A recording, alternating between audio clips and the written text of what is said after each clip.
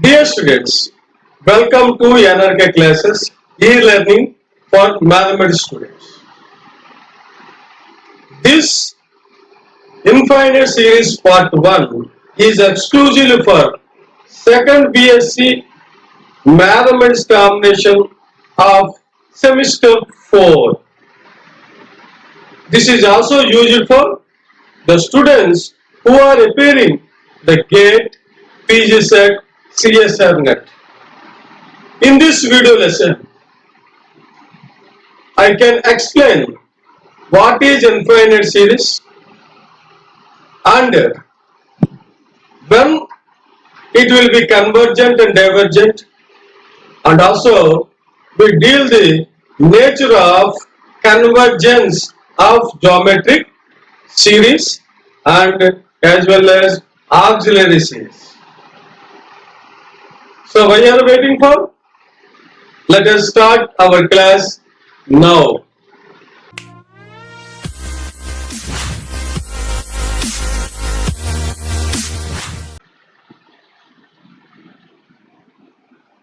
Dear students, ఈ infinite series part 1లో మీరు నేర్చుకోబోయే విషయాలు ఏమిటంటే ఇన్ఫైనైట్ సిరీస్ అంటే ఏమిటి, ఇన్ఫైనైట్ సిరీస్ కి సీక్వెన్స్ కి మధ్య ఉన్న రిలేషన్ ఏంటి, ఇన్ఫైనైట్ సిరీస్ ఎప్పుడు కన్వర్జెంట్ అంటాం, డైవర్జెంట్ అంటాం, ఎప్పుడు కన్వర్జెంట్ అంటాం, ఎప్పుడు డైవర్జెంట్ అంటాం. సో దీని మీద బేస్ ఉన్న జామెట్రిక్ సిరీస్ యొక్క కేసుని కన్సిడర్ చేస్తాం. ఫస్ట్ మనం ఇన్ఫైనైట్ సిరీస్ అంటే ఏంటో తెలుసుకున్నాం. If sequence UN is a sequence, then U1 plus U2 plus U3 plus and so on plus UN plus so on is called an infinite series. So this is denoted by sigma n is equal to 1 to infinity UN or sigma UN. అంటే ఈ infinite series sigma UN, sigma అంటే summation of, sigma అంటే summation of. So summation of UN అనేది ఎంత అవుతుంది, U1 plus U2 plus U3 plus and so on. ఇక్కడ UN ని ఏమంటారంటే nth term of the series అని అంటారు, nth term of the series. ఇక్కడ దీనిలో ఈ ఇన్ఫైనైట్ సిరీస్ లో మొత్తం టర్మ్స్ ఇన్ఫైనైట్. సో దీని మీద బేస్ అయ్యి nth పార్షియల్ సమ్ ఉంటుంది. అదేంటో ఇప్పుడు మనం తెలుసుకుందాం. సిగ్మా UN అన్నది ఇన్ఫైనైట్ సిరీస్ తీసుకోండి. దాంట్లో Sn is equal to U1 plus U2 plus and so on plus UN for all n belongs to capital N, అంటే సెట్ ఆఫ్ న్యాచురల్ నెంబర్స్, లేదా దీన్ని పాజిటివ్ ఇంటీజర్స్ అని కూడా అంటారు. అప్పుడు దీన్ని nth partial some of the series అని అంటాం. So nth partial some of the series. ఈ సీక్వెన్స్ Sn ని sequence of nth partial some, sequence of nth partial some of this infinite series అని చెప్తాం, ఆఫ్ ది ఇన్ఫైనైట్ సిరీస్ అని చెప్తాం.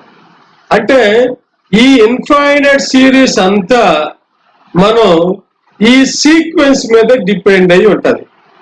Infinite series నుంచి ఏం చెప్పవలసి వచ్చినా ఈ సీక్వెన్స్ Sn మీద మనం చెప్పవాలి. సో అందుకోసం ఈ ఇన్ఫైనైట్ సిరీస్ ఎప్పుడు కన్వర్జెంట్ అవుతుంది, ఎప్పుడు డైవర్జెంట్ అవుతుంది అనేది మనం ఇప్పుడు తెలుసుకుందాం.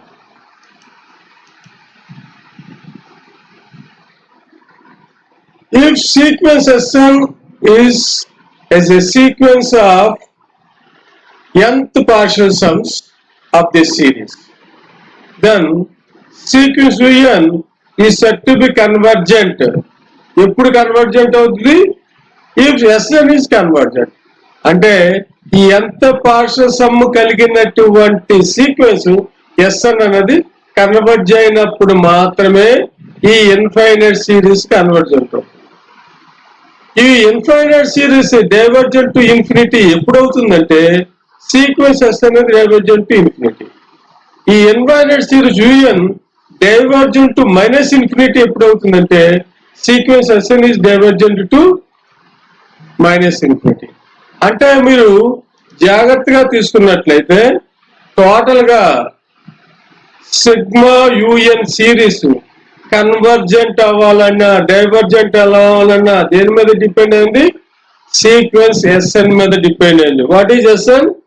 Sn is nth partial some. ఏంటి దాని value? U1 plus U2 plus and so on plus UN.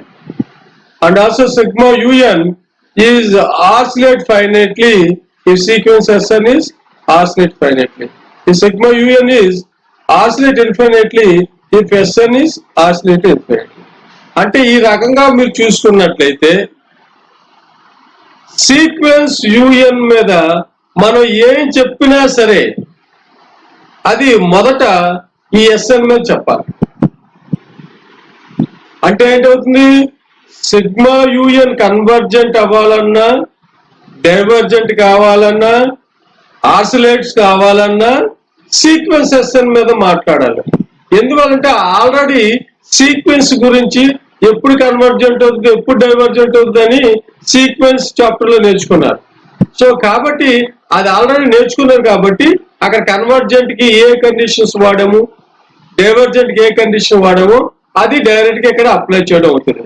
ఎప్పుడైతే సీక్వెన్సెస్ మీరు బాగా ప్రాక్టీస్ చేశారో ఇది ఈజీగా వచ్చేస్తుంది.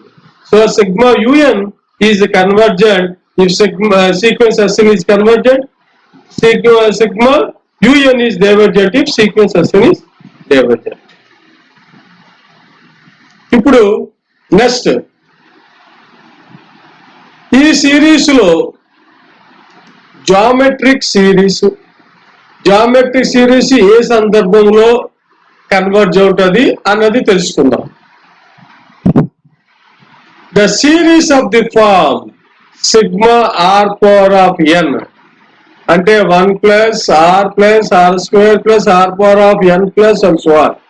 దీనిని జామెట్రిక్ సిరీస్ అంటారు.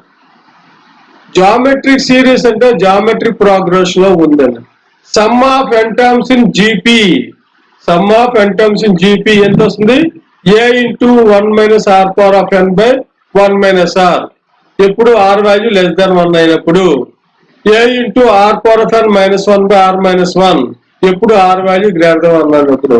ఈ రెండు ఫార్ములాస్ మన ప్రాబ్లమ్స్ లో అదే విధంగా థియరమ్స్ చూసేటప్పుడు ప్రూవ్ చేద్దాం. సో ఈ ఇన్ఫైనైట్ సిరీస్ ఎలాంటి సందర్భంలో కన్వర్జెంట్ అవుతుంది అని చెప్పుకోవాలంటే 0 less than r less than 1 అయినప్పుడు కన్వర్జెంట్ అవుతుంది, r greater than or equal to 1 అన్నప్పుడు డైవర్జెంట్ అవుతుంది. అంటే మనం ఈ ఇన్ఫైనైట్ సిరీస్ యొక్క కన్వర్జెన్స్ ని మనం చెప్పగలుగుతున్నాం. ఇన్ఫైనైట్ సిరీస్ యొక్క కన్వర్జెన్స్ ని మనం చెప్పగలుగుతున్నాం. ఏ విధంగా ఉంది? Sigma r power of n అనేది జామెట్రిక్ సిరీస్. ఈ geometric series converges to 1 by 1 minus r అని ఎప్పుడు అవుతుందంటే 0 less than r less than 1 అయినప్పుడు. మరి డైవర్జెంట్ ఎప్పుడు అవుతుంది? డైవర్జెంట్ ఎప్పుడు అవుతుందంటే r వాల్యూ 1 కానీ r వాల్యూ గ్రేటర్ దాన్ 1 కానీ అయినప్పుడు ఇది ఖచ్చితంగా డైవర్జెంట్ అవుతుంది. సో ఈ థియరాన్ని మనం ఇప్పుడు ప్రూవ్ చేద్దాం.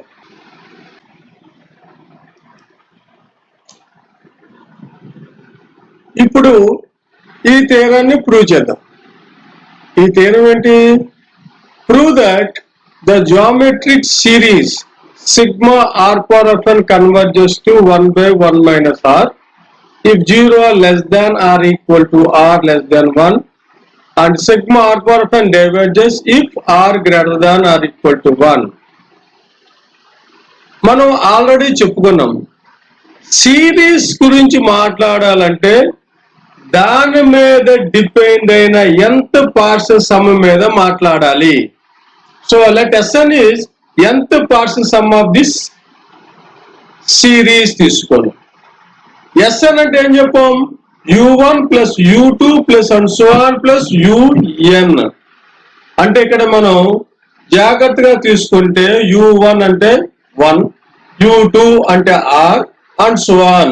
అంటే Sn is equal to 1 plus r plus r square plus and so on plus r power of n minus 1.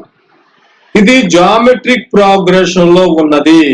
So geometric progression a plus ar plus and so on plus ar power of n minus 1 అంటే sum of n terms in GP. Formula ఏంటంటే a into 1 minus r power of 1 by 1 minus r. అది ఎప్పుడంటే r value less than 1 అయినప్పుడు. మరి r greater than 1 అయితే so అప్పుడు a into r power of n minus 1 by r minus 1. రెండు ఒకటే value, minus common తీయడమే. So ఇప్పుడు case 1 గురించి మాట్లాడదాం. కేస్ 1 ఏంటి? 0 less than or equal to r less than 1. 0 less than equal to r less than 1 అయినప్పుడు ఎంత? So మనకి sequence లో r వాల్యూ లెస్ దాన్ 1 అయినప్పుడు limit n times infinity r power of n 0. అంటే ఏంది? ఆ వాల్యూని తర్వాత మనం యూజ్ చేసుకున్నాం. So Sn is equal to ఎంత తీసుకున్నాం? 1 plus r plus r square plus and so on plus r power n minus 1 తీసుకున్నాం. మీకు ఆల్రెడీ జామెట్రీ ప్రోగ్రెషన్ లో some of n terms formula చెప్పాను. ఏంటది? 1 minus r power of n by 1 minus r. ఎందుకంటే ఏ value 1. So 1 into అని రాసినా రాయిపోయినా ఒకటే. So కాబట్టి ఏమైంది ఇక్కడ? 1 minus r power of n by 1 minus r. So ఇప్పుడు ఏం చేయాలి? మనం లిమిట్ తీసుకోవాలి. ఎందుకు? సిరీస్ ఇన్ఫైనైట్ సిరీస్ కన్వర్జెంట్ అని చెప్పాలన్నా డైవర్జెంట్ అని చెప్పాలన్నా సీక్వెన్స్ Sn మీద చెప్పాలి. ఇప్పుడు సీక్వెన్స్ Sn కన్వర్జెంట్ అని చెప్పగలిగితే అంటే limit of Sn is equal to some number అని చెప్పగలిగితే ఇన్ఫైనైట్ సిరీస్ కన్వర్జెంట్ అయిపోతుంది. అందుకోసం లిమిట్ Sn తీసుకున్నాను యాజ్ ఎంటైసిటీ. ఇక్కడ లిమిట్ తీసుకుంటే 1 బై 1 మైనస్ r కాన్స్టెంట్ బయట రాసండి. Limit n times infinity 1 minus r power of n. So 1 minus r power of n. So ఇప్పుడు limit of 1 is equal to 1. Limit of r power of n starting లోనే చెప్పుకున్నాం. So 0 value 1 minus 0 అంటే 1. So 1 by 1 minus r అంటే limit Sn is equal to 1 by 1 minus r. అంటే limit Sn is equal to L అయితే sequence Sn converges to L. కాబట్టి so sequence Sn converges to 1 by 1 minus r. ఎప్పుడైతే sequence convergence అయిందో దాని మీద depend అయిన infinite series కూడా convergent అయిపోతుంది. అంటే ఏమైంది? The infinite series sigma r power of n converges to 1 by 1 minus r. అంటే ఇక్కడ మనం some of n terms in GP తీసుకున్నాం.